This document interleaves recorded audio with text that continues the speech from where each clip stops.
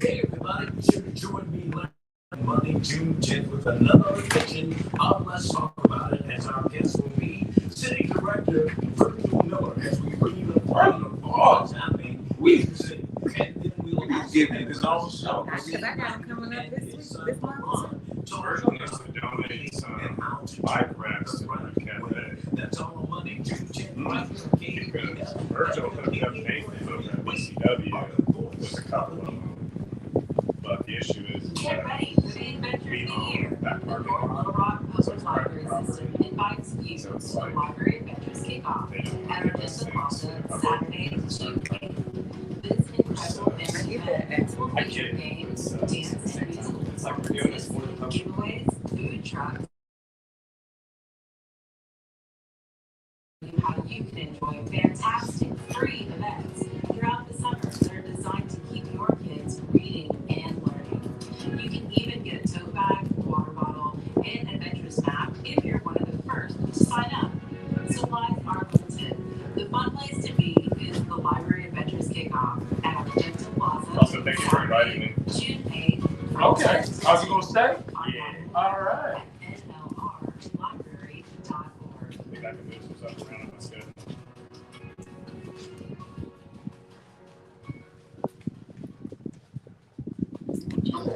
My name is Virgil Miller, Little Rock City Board of Directors, Ward 1. I want you to meet Alice. Who is Alice? Oh, you and me. Alice stands for Asset Limited Income Constrained Employee. Alice is working families facing high housing costs, medical debt, and more month than month. We are the majority of our Kansans. We need programs that work for us as hard as we work for our state and families. Hey, policymakers and politicians, it's time to meet Alice. Just in time for the 40th anniversary of KABF 88.3 FM. So- comes the retro modern new wave dance party benefit. Is that like a Whitewater thing that we do? This event But it's like it's gonna be at our Venus? community radio station. Yeah. 88.3 FM. Or is it something The voice more of the different? people. On air since 1984. So let's celebrate by dancing like it's 1984. It's gonna be a Vino's. No, I think that's soundboard. $10, all ages. Saturday, The soundboard or roll. 7 to 10 p.m. Yeah, I do know y'all a lot. 6 p.m. at Huh? Venus, I do know you lying. 923 West 7th Oh, Street, Little Rock, Arkansas. Brought to you by Retro Modern, a new wave for the community.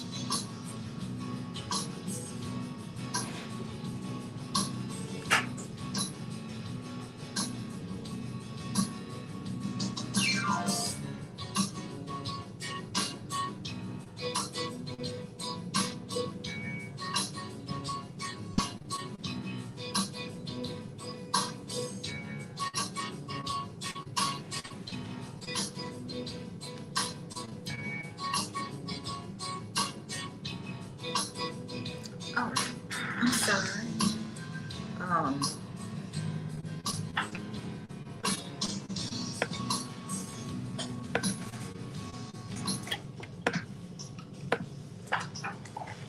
Jesse, what's your phone number? 50. Hold on.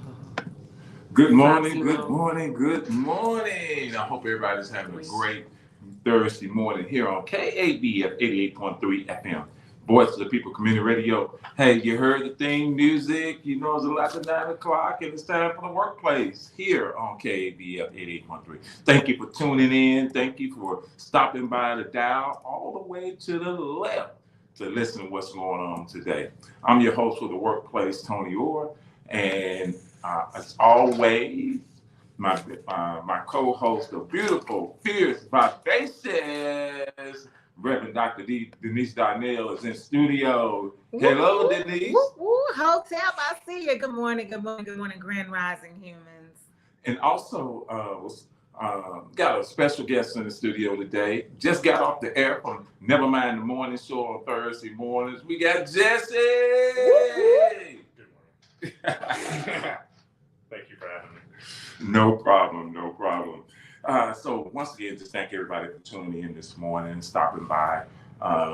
We really appreciate it. We are Voice of the People Community Radio, and you are the community, and your voice is very important to the conversations that we have here on KABF 88.3 FM. Before we get started on the announcements, just want to give my co-host Denise an opportunity to greet you, and if she has any announcements, to go ahead, and then we'll give Jesse an opportunity just to greet us also.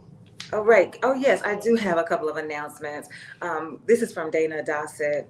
Kickstart your summer and make some money. If you're between 15 and 25, register for free job training classes to learn skills to help you not just get a job, but keep a job. Then you'll be ready for the Career Climb Summer Job Fair happening on Thursday, June 13th at the Hall of Industry from 10 a.m. to 3 p.m. These free classes are filling up fast. To register, visit lrdcpcares.org or call the City of Little Rock's Department of Community Programs at 501-399-3420. We do not expect you all to remember all of that. So if you want more information, you want us to say it again, we want you to write it down, just give us a call right here at the studio, 501-372-6119.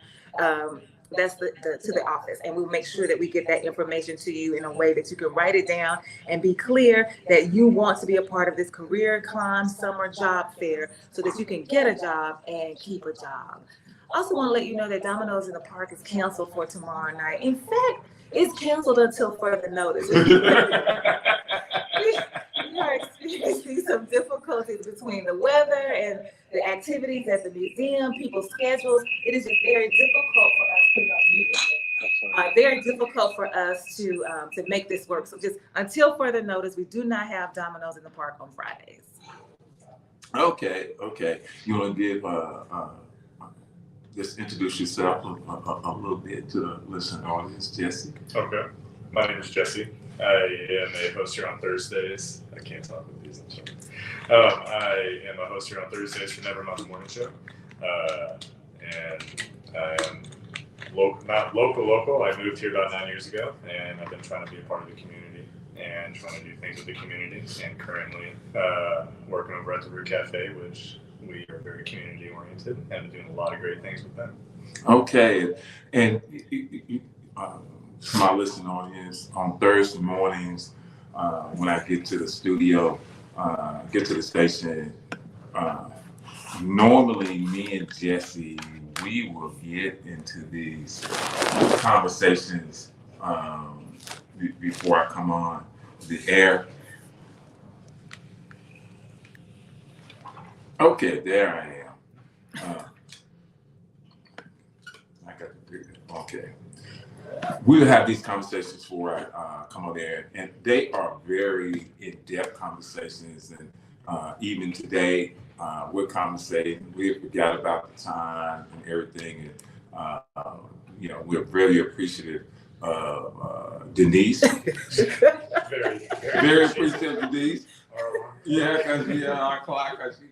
We heard the door open, and we're like, I looked and I said, "It's time." Oh, So thank you, Denise. But it's some very we had these very great conversations across many different things, and so I asked them, based on the conversation we're having, I asked him, "Hey, what you got going on, this morning?" And he said that, he had some things to do. I said, "Man, I would really love to have you on the air this morning just to continue this conversation." And I know it's a conversation that me and Denise had with our listening audience all the time. And I thought it would be very great to continue that conversation. But let me get these announcements out the air so we can go ahead and get started. Get ready for the adventure of the year. The North Little Rock Public Library System invites you to the Library Adventures Kickoff at Argenta Plaza on Saturday, June 8th. This incredible family event will feature games, dance, and musical performances, giveaways, food trucks, animal ambassadors, and more. Plus, we'll show you how you can enjoy fantastic free events throughout the summer that are designed to keep your kids reading and learning. You can even get a tote bag, water bottle, and a venture mat if you're one of the first to sign up. Supplies are limited. The fun place to be is the Library Adventures Kickoff at Argenta Plaza on Saturday, June 8th from 10 a.m. to 2 p.m. To find out more information, go to nlrlibrary.org. That's nlrlibrary.org. Join us this coming Saturday, June 8th to 6 p.m. at The Lot at 601 West 4th Street in North Little Rock for a Poetry Night fundraiser for Arkansas community organizations. The night of poetry will feature Little Rock poet Laureate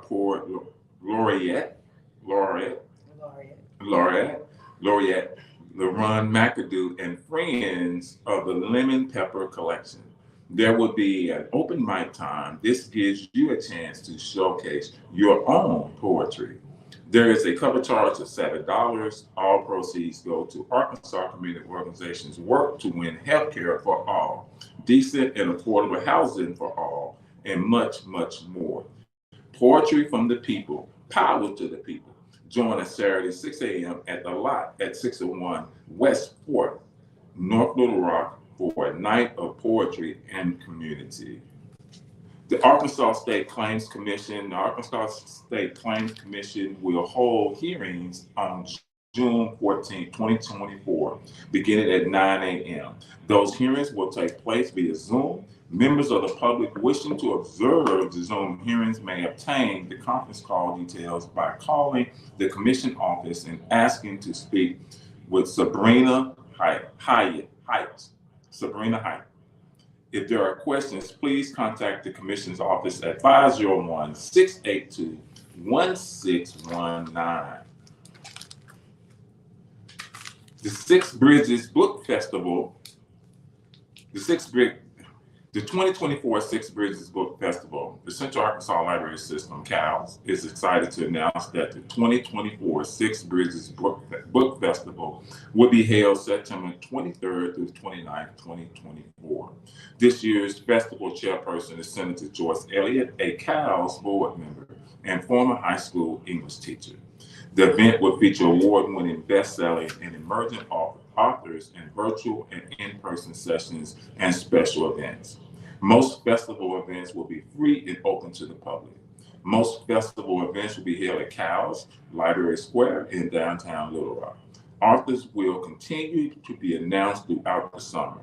For more information, go to www.cals.org. That's www.cals.org.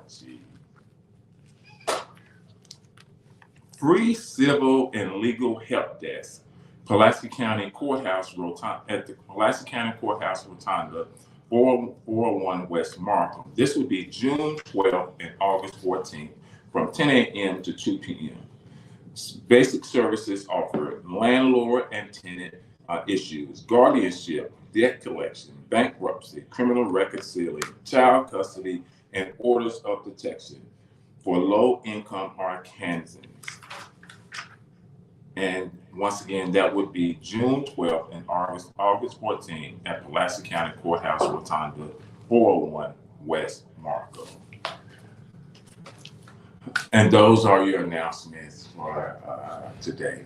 So the conversation that started with me and Jesse before we came on the air, I was reading. I was reading this documentary. I was reading about this documentary or about this plan. It's called Project 2025. It's from the Heritage Foundation. So the Heritage Foundation is a think tank, conservative think tank that come up with policies, laws that will further the conservative agenda. All Republicans, I don't want to say all, the majority of Republicans are part of this conservative agenda. It started with Richard Nixon when he said the silent majority. It went to Ronald Reagan, who called it the moral majority. Then it morphed into what they call the Tea Party. But now it's basically this, it has fused into this right-wing idea of what America should be. And I was thinking also, there is a scripture in the Bible, it's in Ephesians chapter 1, where it talks about the Apostle Paul is praying, and he's asking that God would give people a spirit of wisdom and revelation, and that the eyes of their understanding will be enlightened.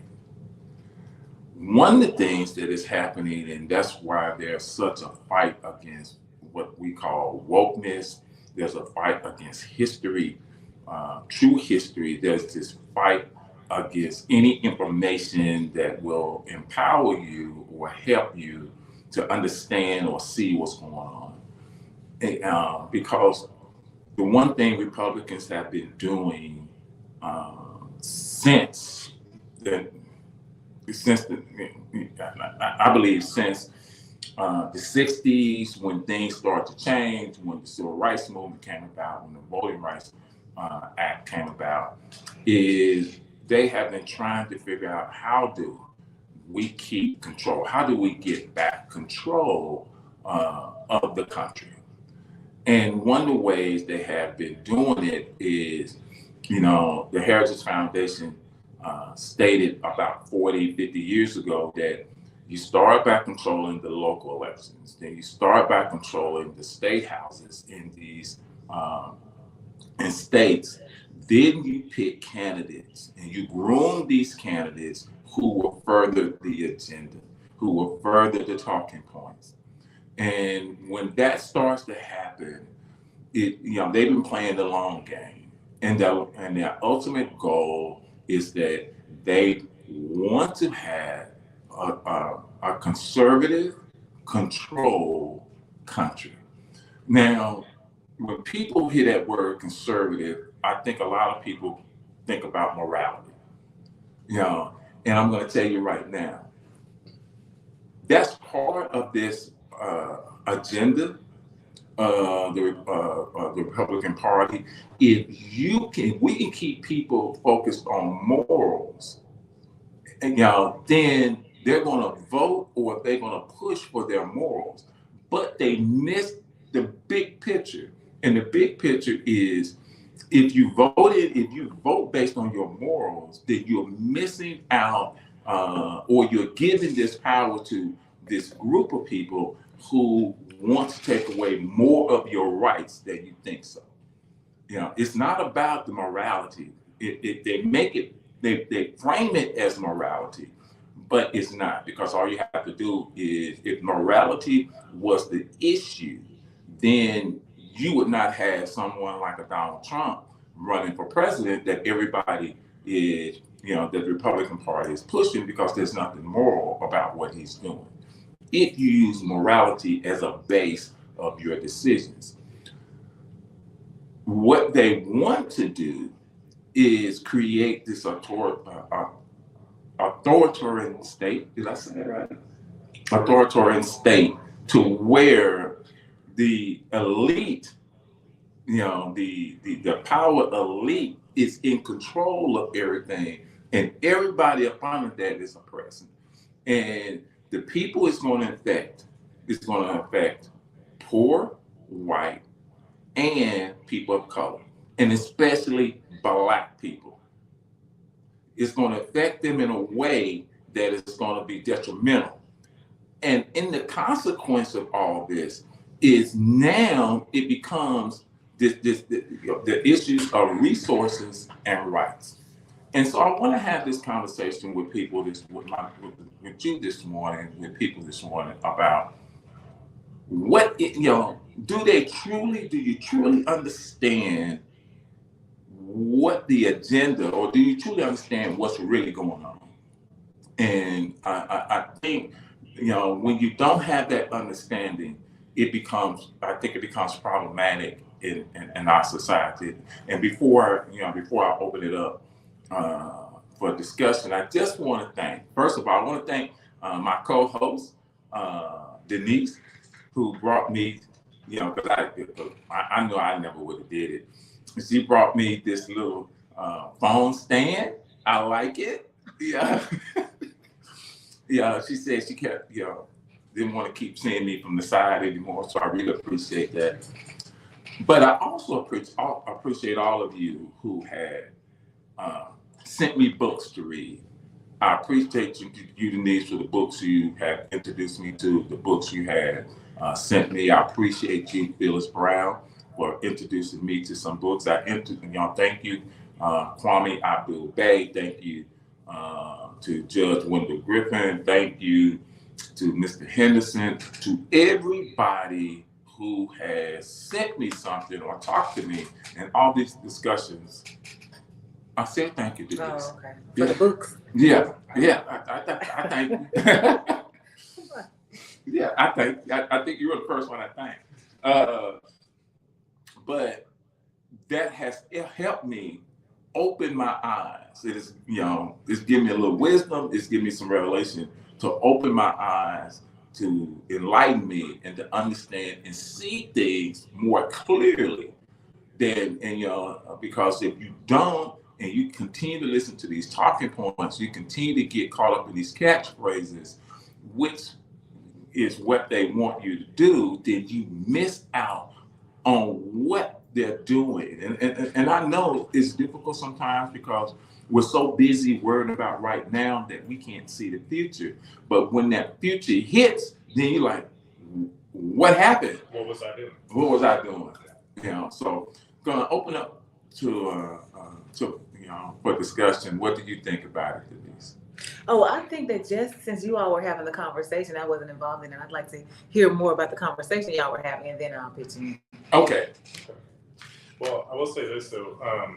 I wanted to kind of educate myself a little bit more on the Heritage Foundation deal that they have. And so I brought up the website, and they have 3 points on here that I find very interesting. Well, first, they have a mission statement. Heritage mission is to formulate and promote public policies based on the principles of free enterprise, limited government, individual freedom, traditional American values, and a strong national defense. Okay. The thing out there that points out to me the most is limited government, which I think is what we were talking about with like keywords and stuff like that and little phrases. Everybody, they keep on saying, folks like that, they keep on saying limited government, but it's not. To me, it's more. Because if you want to think about like the oversight of things like the authoritative ability that they're wanting to do, that sounds not limited to me. But then the other part of it is that their 3 points are: 1, providing solutions, researching, developing, and promoting innovative solutions; 2, mobilizing conservatives, uniting the conservative movement to work together; and 3, training leaders, preparing future generations who will lead America. That's terrifying to me, to be honest, because that's basically, as you said, this has been around for a while, and this has been since Nixon, since Reagan, and them using the different terms and different terminologies. What were you saying? Nixon used one, Reagan used another, being a silent majority, and then the moral majority. Yeah, using these keywords that's basically where I'm getting at, is using these keywords to try to motivate people and to try to feel like they're a part of it. I'm a part of this movement. I can do this. I can help. And to me, it's a little scary. Yeah, and the people that the Heritage Foundation, it's just not the Heritage Foundation. There are some other organizations with the same agenda that will, when you start looking at some of the policies that are being done here in Arkansas, they're being done in Florida, they're being done in Texas, they're being done in Missouri, wherever there's a Republican-controlled General Assembly. These policies are being, the only thing that's changed is just the state name, but basically it's the same type of policy that's being pushed, so that, and the people that they're talking to, are white America, Yes. because, one of the things that the Heritage Foundation talked about is how do we ensure the power? How do we keep the power? And part of that long game in when the Heritage Foundation talks about limited government, there is an effort, and Donald Trump started it. If you get rid of the protections of the people, if you get rid of the Department of Commerce, if you get rid of the Department of Education, when you get rid of the Department of the EPA, you get rid of all of these government agencies that's there as oversight. You get rid of the NLRB. You get rid of all those entities that are there to ensure the rights of people. Even though you're voting for this conservative, even though you're voting for this morality that you're talking about, and you're losing your rights. Now, some people will say, I don't care. I don't care. I lose all my rights as long as I can have this, as long as I can have a Donald Trump in office, then because he's in office, it will give me the power. It will give me power. Yeah. But in reality, even though you may think you have power, if you have no rights, if you have no voting rights, if you are under our rights are taken away, and we all suffer. Which is hilarious to me when they use limited government, because that's complete control, and that's the thing of it that I think is very interesting. Going back to it is these words that they're using, the moral words, the silent majority. It's a psychological game that is continually being played with people to have them focus on these things and only focus on these specifics. Denise? I want to give us since we're talking about words and we're talking about language, I want to give us a word to put in our vocabulary. And again, I want to thank Phyllis Brown for the information that she shared with me. And this word is included. It's cacostocracy. Cacostocracy. Cacostocracy. Cacostocracy. Cacostocracy. Yes. So it means government by the worst persons. A form of government in which the worst persons are in power. That is the definition of the word cacostocracy. And I think that, I believe that that's what's happening. Yes. We're talking about this conversation. But what I find interesting about the Heritage Foundation is that they, if you look up their advisory board, you don't see pictures of people and don't see their names, but you see this entire list of organizations that has joined as a coalition to move this project forward, to move this campaign forward, to move this force forward. And one of the organizations on the advisory board is the Frederick Douglass Foundation. And when I saw it, I was like, how does that work? And so the Frederick Douglass Foundation is, the chairman is Troy Rawling. He became the chairman in January of this year, and he was the former chairman of the Michigan GOP. He also has a degree in public administration from Liberty University. And so when you begin to look at the pedigree of the people who are leading this foundation, and then you think about them partnering with the Heritage Foundation, and you think about them saying that they're going to be conservative. If you're going to be Black and you're going to be conservative, you're going to use, for them, what arm are you going to use to reach out to Black folks? They're going to go through the church. And that's exactly what they say they are, that they are a liaison to the church so that they can get people to join this movement. And so I think it's really important for us, whenever we are faced with any conversation, people bring up names, they bring up movements, they bring up language. We have to begin to dig deeper, do our homework, figure out who it is that you're talking to and what are they talking about. Because we say a lot of times, skin don't mean kin, because just because you're talking to a Black person doesn't mean that you all share the same philosophy, doesn't mean that you all share the same political ideology. You have to make sure you get in deep with what's going on. And that's what we hope to do today, to just give you enough to whet your appetite so that you will dig a little deeper and see what's coming for you. And you're so true. And I want to thank Kwame Abdul-Bey for, I mentioned on the air one day about a book called The Grift. And lo and behold, he sent it to me. And it was a fascinating journey in this book. And it basically says that how the Republican Party has failed Black people, Black Republicans, and how it has conned so many Black people into being part of this movement. And so when you said the Frederick Douglass Foundation, there's this idea that just because, like you said, Denise, just because we have the same skin don't mean we can. And so there's this idea that Black people will move towards other Black people just because they're Black. So when you hear the Frederick Douglass Foundation, most Black people, if you don't dig deeper, you're like, oh, Frederick Douglass. I know Frederick Douglass. I've heard about Frederick Douglass, so I will be a part of this. Just like when you look at so many white Christians, you mentioned Pat Robinson, or is it Pat Robinson? I think of Kenneth Copeland when I think of it. Yeah, or Pat Buchanan, or the guy who created 700 Club. Billy Graham? I said Billy Graham. No, because 700 Club became this conservative move. Yeah. But when they hear that, they don't go deeper. They just said, oh, it's the face value. It's the face value. It's like, oh, that's comforting to hear that it's this. It's this. Yeah. Yeah. And Pat Robinson. Yeah. And part of when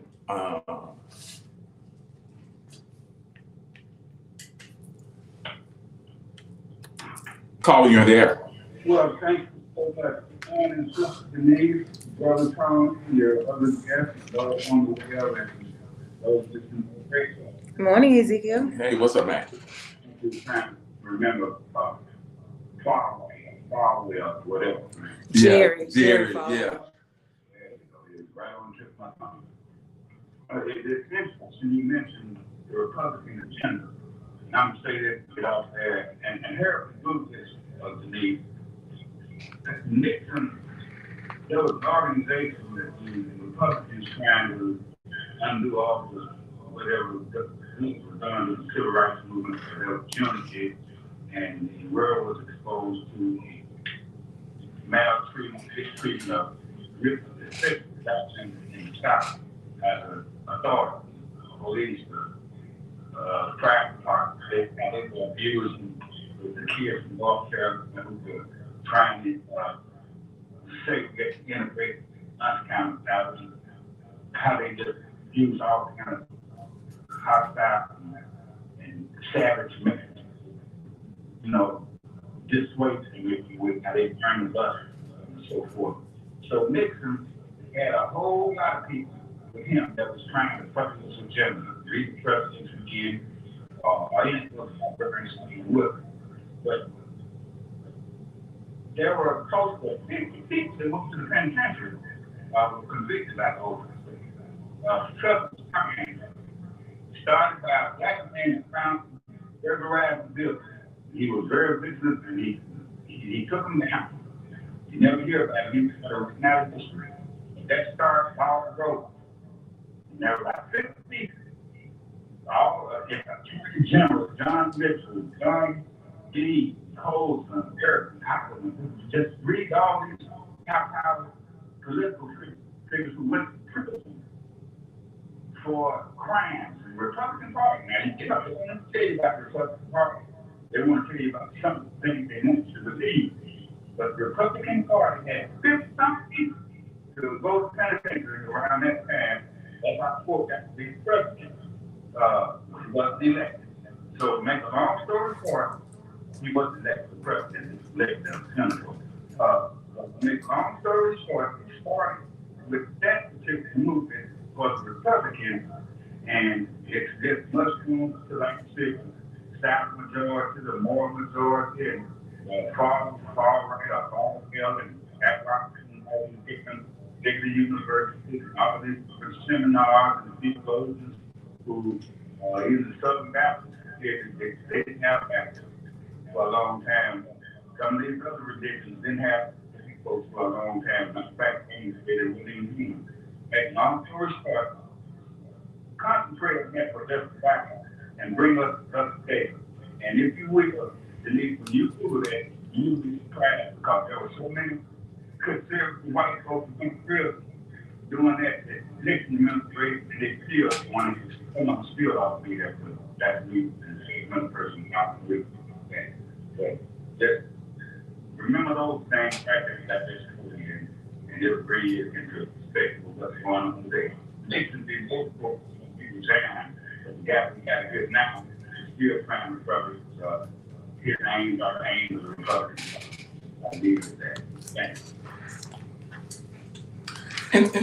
And one thing I want people to think about, or want people to understand, going back to, and thank you, Matt, for that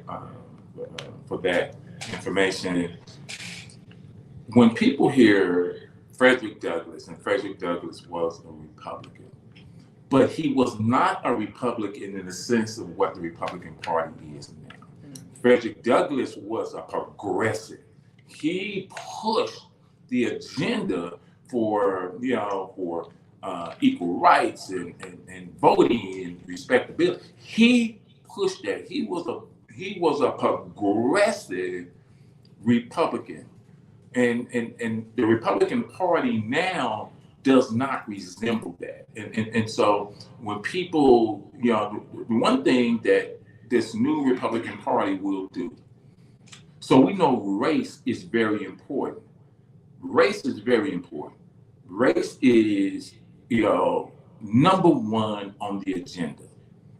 But it's number one on the Republican agenda in a different way. They use race when they want to inflame and empower their white base. That's when they use race. They use race as a card, as a calling card for poverty. They use race as a calling card for non-economic development. They use race as a calling card for crime. They use race as a calling card to fire up their white base.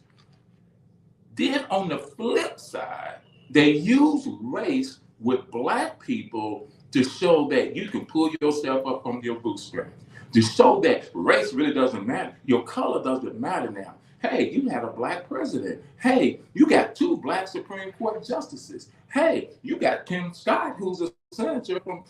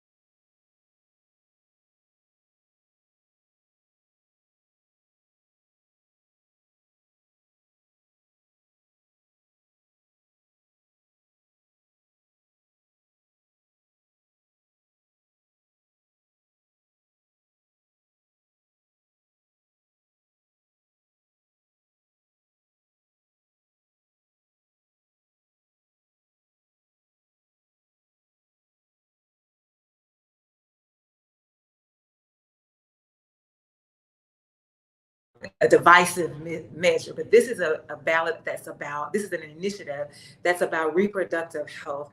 Abortion is just one tool that can be used as part of your reproductive health. So you're voting for the right to choose what's important for you and your family and your loved ones as it relates to your reproductive health. That's what it's about. So 1001 Wright Avenue, that's where I'll be from 10:30 to 1.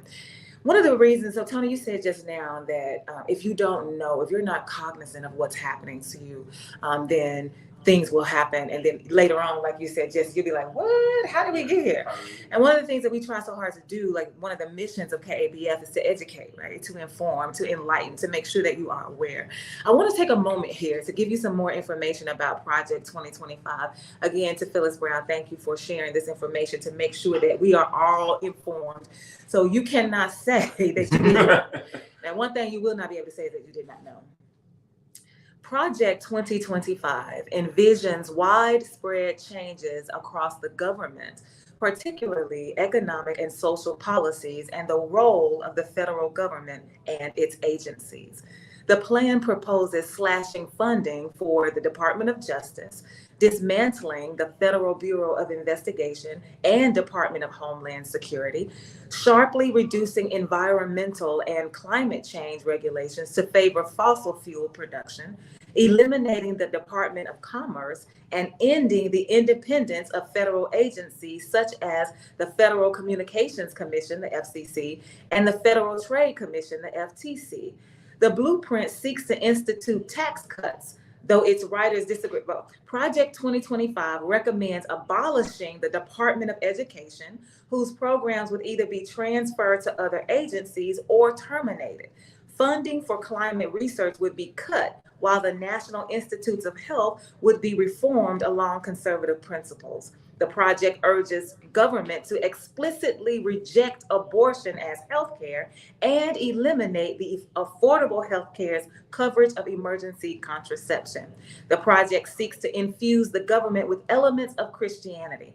Project 2025 proposes criminalizing pornography, removing protections against discrimination based on sexual or gender identity, and terminating diversity, equity, and inclusion programs, as well as affirmative action. This is 2024, by the way, right? But this, yes, We're in 2024. yes, and this is Project 2025. And y'all haven't seen Handmaid's. You said you haven't seen Handmaid's Tale. I've seen a couple of them. Okay, so there's that book, and then there's that show, Handmaid's Tale, and legitimately, this is why I have goosebumps right now, because this stuff is frightening, and this is going to be when we're going to be saying, what did we do to stop this? What did we do to help this? It's going to be one of those situations to where all of this is already going to be happening. It's in the process of happening. As we can see, there's a plan for it. And then it's going to happen, and we're going to be like we just said, it's here. And the plan is pretty much contingent upon Donald Trump becoming president. The project advises the future president to immediately deploy the military for domestic law enforcement and direct the DOJ to pursue Donald Trump's adversaries by invoking the Insurrection Act of 1807. It recommends the arrest, detention, and deportation of undocumented immigrants. It promotes capital punishment and the speedy finality of such sentences. The director, Paul Duns, explains that they're systematically preparing to march into office and bring a new army, aligned, trained, and essentially weaponized conservatives ready to do battle against the deep state. Yeah, and going back to something you just said at the end, the deep state. That's what they're calling the people that are not on their side. Yes.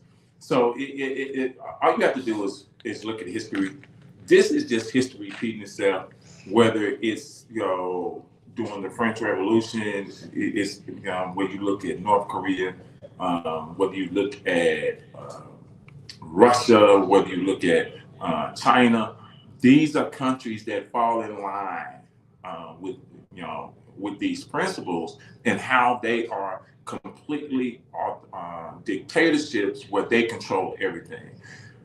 And that's what this country wants to go, so that they can make sure that the power elite will be able to Stay that. And what's happening is a lot of people are saying, "Oh, that'll never happen." And I'm like, are you looking at what I'm saying? Are you seeing what I'm seeing? It is happening.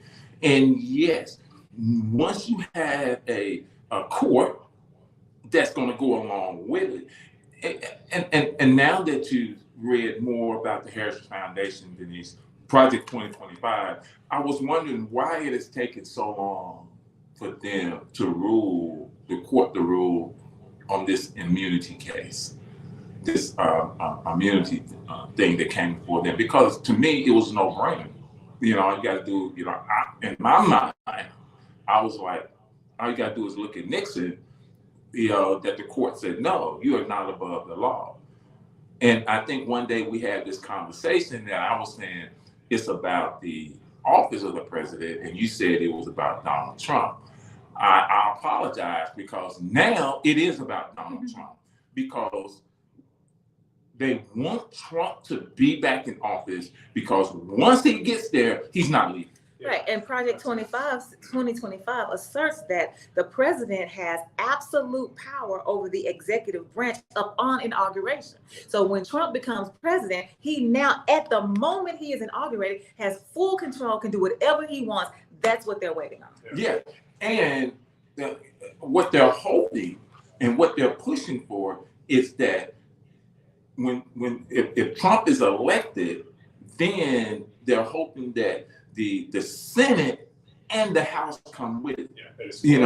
But I think they already have a way to even get around that, because you have the executive orders. So he can get around that. And so the one thing I want to caution people about, this is going to affect, if you're not part of that elite, or you're not part of that movement, they're going to steamroll you. They're going to just run over you. And it don't matter. I don't care if you live in Chenal. I don't care if you live in the Heights. I don't care if you live in the Southwest. If you think, no, this is not going to happen, all you have to do is look at history. Hitler came into power basically doing the same things that Donald Trump is doing, saying the same things Donald Trump is saying, and acting the same way Donald Trump acted. And so if you don't think it can happen, and I know people say, oh, it can't happen in this country. It is happening right now in this country. And Paul Dons, who is the director of the Heritage's 2025 Presidential Transition Project, that's what Project 2025 is. He served in the Donald Trump administration as chief of staff at the United States Office of Personnel Management, where he managed the federal agency in charge of human resources policy for more than 2 million federal workers. So if you say this is not about Donald Trump, then you are not. That's all of this is about that. That Donald Trump is a cult personality. They are attracted to Donald Trump. They want Donald Trump by any means necessary. I remember when he was running the first time, and when he said he could kill somebody in Central Park and nothing happened to him. We thought, oh my goodness, that's enough for him to be ousted.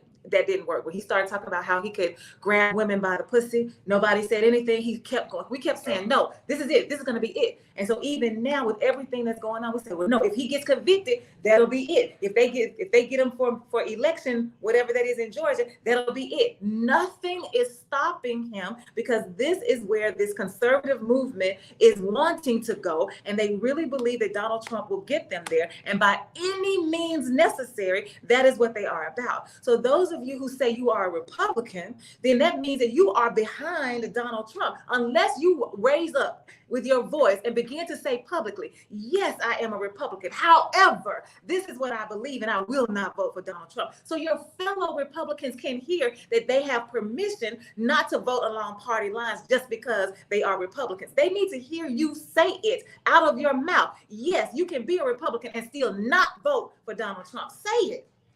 And it's so interesting, and this where, in reading the book, The Grip, this is where there were moments that what's the phrase you used, Denise, that I was so mad I could spit? That's what I say. It was moments in reading this book, especially when I was reading about Stacey Dash, when I was reading about Tim Scott, when I was reading about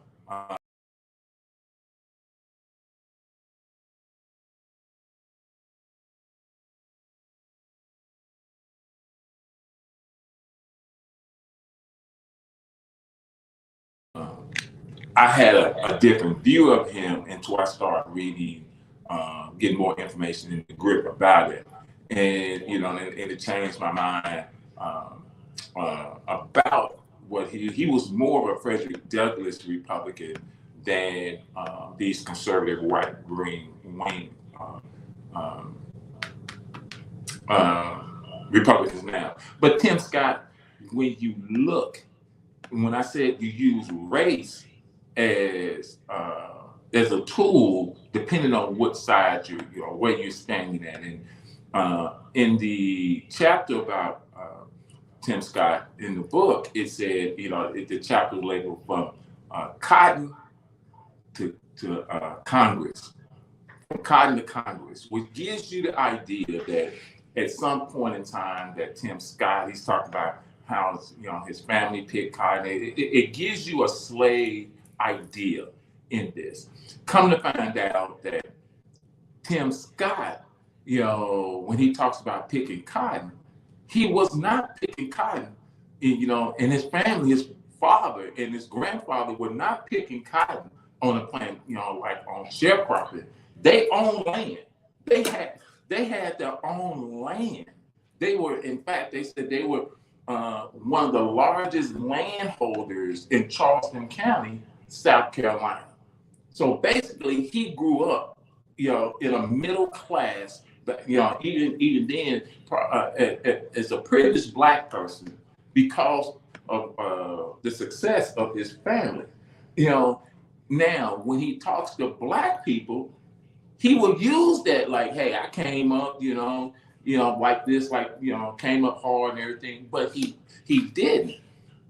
But when he talks to white conservative Republicans, it's like, hey, look at what I did. Look at how I came. Look at how I progressed. And that's the thing that upsets me so much about a lot of Black Republicans is that it's almost like they denounce, or push back against slavery. They push back against all the systematic institutions of racism. They say that there's no racism. Yeah. Candace Owens said there was no racism in America. Condoleezza Rice said there's no racism in America. Yes, I'm a Black woman, but there's no racism. And so it becomes so problematic with me that all the things that help you get to where you are, whether it's Clarence Thomas in the Supreme Court, Tim Scott as Senator South Carolina, all these things, Candace Owens, who's a commentator for Fox, all these things that have helped you get to where you are, now you turn around and say, these are wrong. They need to be getting rid of, because it hurts Black people more than it helps them, even though you benefited from it. Call you in there. Good morning. I just got a few things. You hear this lie about they're going to take your guns, they're going to take your guns. We are, as Black people, are more in danger of losing our right to vote if this clown gets in office, because he's liable to make an executive order to stop us from voting. You see, they're trying to do that with that old ugly Dame English, and they're trying to dilute our votes all across this country. But that's all I got. We got to vote and not let this Trump clown in office. Goodbye. All right, thank you. Sorry. It's I think it's the beat. Yeah, the beat. Okay, try again.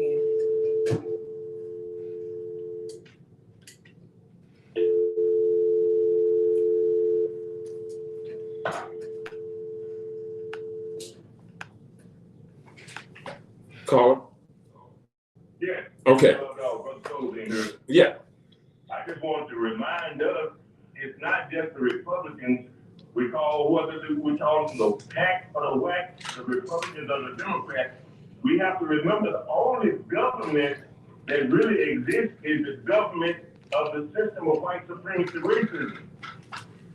Now, white supremacy racism is the greatest system of injustice in the known universe. So when we start pointing fingers, whether they're the Republicans or the Democrats, we have to remember we are in the process, or should be in the process, of eliminating the system of white supremacy racism. That is the key system that controls the known universe. So, not just to say the Republicans are doing, I say the hacks and the whacks of the Democrats and the Republicans is the same snake.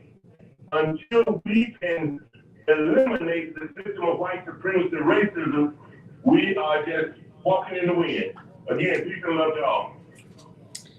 So Phyllis Brown says Trump will execute an order to prevent voting, much like it was when only white men landowners could vote. And so so I agree with Sullivan that we need to be dismantling the system of white inhumanity. I agree with that.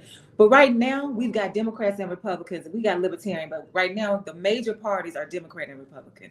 And you do not need to vote Republican, period. In this election, you do not need to vote Republican. Like you said, until we get something else, this is what we're working with. We need you not to vote for Donald Trump.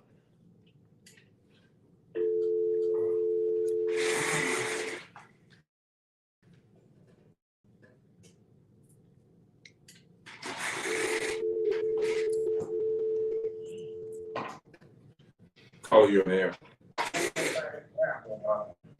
All right, you got 30 seconds.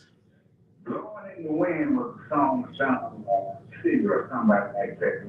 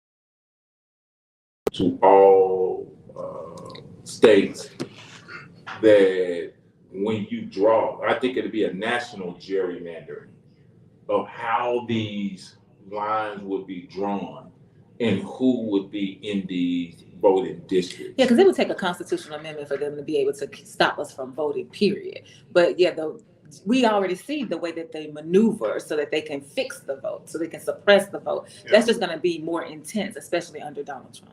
Okay.